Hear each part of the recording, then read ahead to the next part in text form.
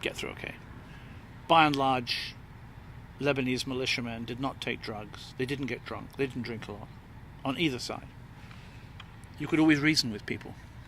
But in Bosnia, I came across checkpoints where it was impossible to reason with people. They had hoods on, they were drunk, they were on Slivovitz, everybody was. I remember thinking, there's no rules here, I can't... And you could go up and befriend a guy with a gun and chat about Manchester United, and the next moment he'd be screaming abuse at you and demanding cigarettes, I thought people ate cigarettes, that was so hungry, It was grey with sunken cheeks. And I remember thinking, well, you've got to take the war as you find it. But I remember thinking that it was particularly savage and ruthless, the rapes and so on. And, there wasn't much rape in the Lebanese Civil War, hardly at all. And if there was, people were, taken to the court or executed for it. But it was also part of the ethnical cleaning. Yes, cleansing. But there was another issue. I was constantly asking people in Bosnia, why was it so savage? Why was there such cruelty involved? Whether it's ethnic cleansing or not. It was done in the most sadistic way. And eventually I was driving from Zagreb towards Knin. And I had a student in the car. He was Croatian. And I said to him, well, you tell me why it's so savage.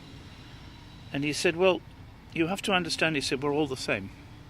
We are all the same people, Robert, you see. I said, I know that, And he said, well, you have to understand that the bitterest battles are between families. They're between fathers and sons and brothers and sisters. They really are brutal at each other, within families.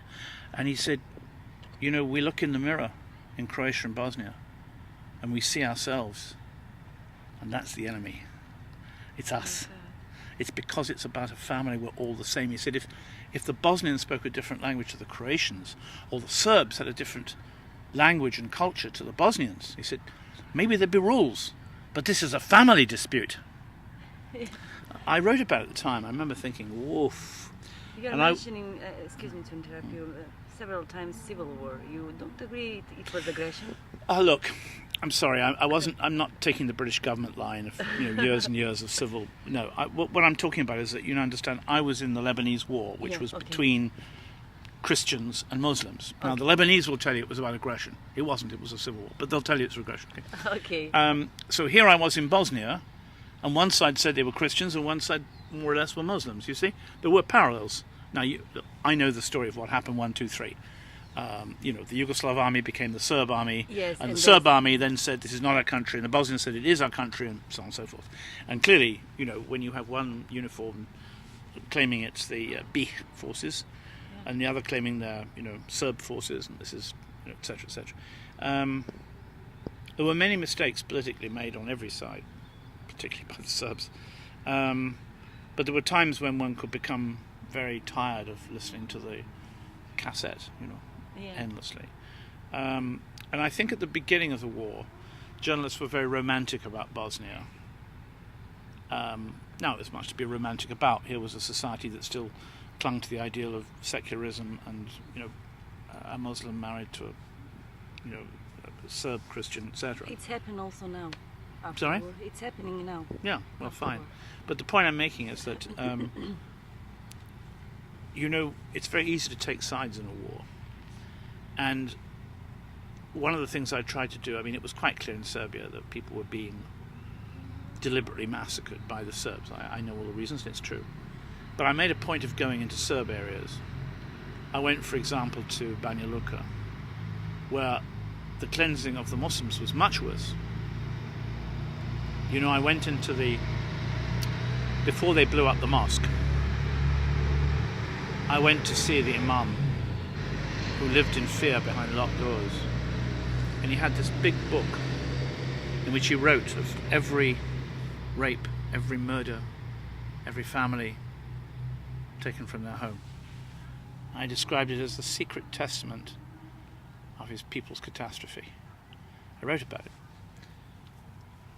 But then I went to other areas, Serb areas, after the Croatian army stormed into Knin. And the Serbs were most abominably treated too, You can't ignore the suffering of one people just because their cause may not be as justified as the other. Yes, we all suffer, but Muslim the most. Look, there's Yes, no it's- doubt the Muslims suffered the most. Yes, Okay, that yes. is a fact. And when British politicians denied this, I used to curse them. But the fact of the matter is that I did travel across the lines. When my colleagues were not in Banja Luka and not in Republika Srpska, I went there. Partly because I'm a cussed person. I like to go places where nobody wants me, and get there and write from there and prove you can do it. I went to 2 of the concentration camps for Bosnians.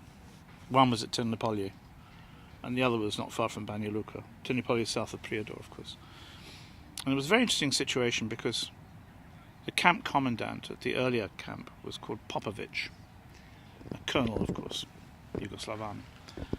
A very ruthless person who started telling me about jihad, I was a Middle East correspondent. I knew quite a lot about jihad. I didn't need lectures on Islam from this guy. But I took pictures of Muslims being terribly treated and forced to dig up mines by their hands and so on. When the war was over, I was in Beirut and I got telephoned by the Hague War Crimes Tribunal, who said, we may ask you to testify against Popovic, you see. I don't think they had him, but, they wanted evidence. And I said, no. I said, I'm a journalist. I've written it. You've got my copy. He said, we may want you. I said, I'm a journalist. He said, well, we have ways of making you come. And I said, fuck off, on the phone. He said, what do you mean? I said, look, I'll tell you what. I said, I've got a lot of war criminals out here in the Middle East. One of them is called Rifat al-Assad, who killed 20,000 Syrian civilians in the Syrian city of Hama in February of 1982. Another one is called Ariel Sharon.